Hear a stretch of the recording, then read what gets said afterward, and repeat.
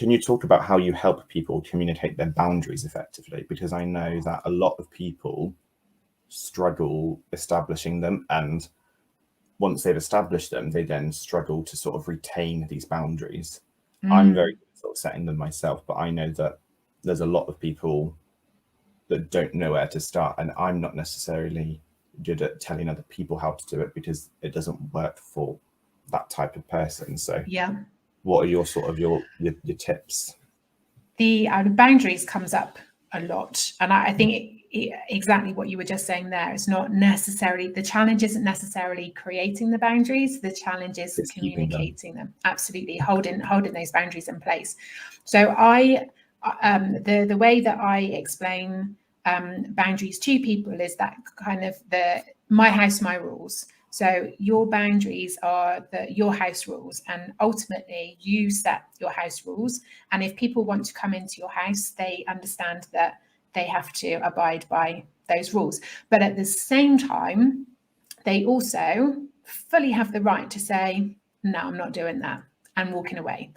And that's okay too. So you set the rules, and but you do have to communicate them so that people can make an informed decision about whether or not they want to abide by those rules or those boundaries. Because let's face it, sometimes we set boundaries that not necessarily have a negative impact, but they do have an impact on other people.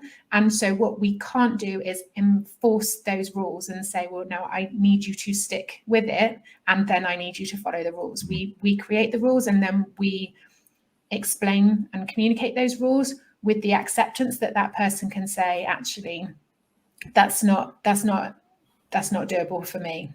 So, and you can then negotiate potentially, but they're still your rules. So you could change them, but you also need to recognize that actually people can say, actually, that doesn't really work for me, so I'm going to step away. But it's about communicating it so that the other person can make an informed decision. So I think from certainly conversations that I've had with clients, it's about understanding why you're putting those boundaries in place and recognizing why they're important to you. Why are you setting these house rules? Is it because of previous experience? Is it because you just want that reset of, actually, this is what's going to work well for me, this is how I want things to be? And then it is, when you know that compelling purpose behind them, when you know the why, when you know how it aligns in with your values, and that you are respecting yourself by putting these boundaries in place, makes it much easier to then communicate.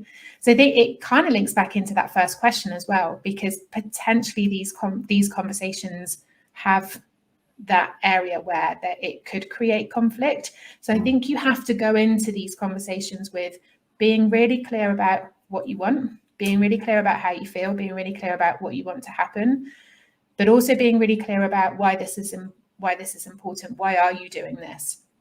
And if you are open to negotiating, be really clear on, before you go into the conversation, what are you willing to negotiate on? Because then... Sorry. No, go on.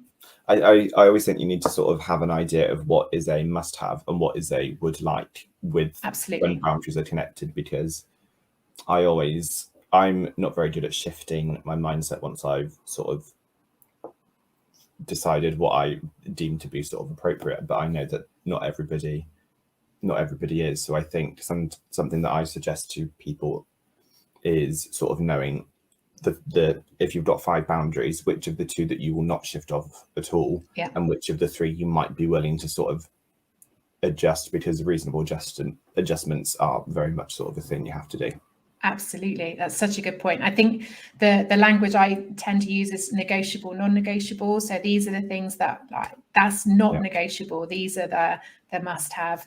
And, then those things that you're willing to negotiate on, because, like you said, reasonable adjustments, understanding the perspective from the other person. Actually, you might be open to adjusting that slightly because that other person is important to you. And it might be, if we use the analogy of house rules, let's face it, we might have a no shoe house rule, but there's probably somebody that we would let in with their shoes on and probably not make a fuss about.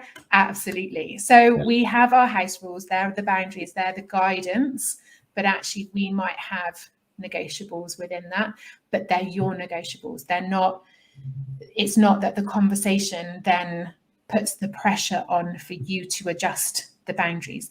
You negotiate that, you adjust that with the person that you're having the conversation with. So I think there's an element of going into these conversations being open to what you're willing to negotiate, but also being really strong on what isn't negotiable and why it's not negotiable. Okay. Good question.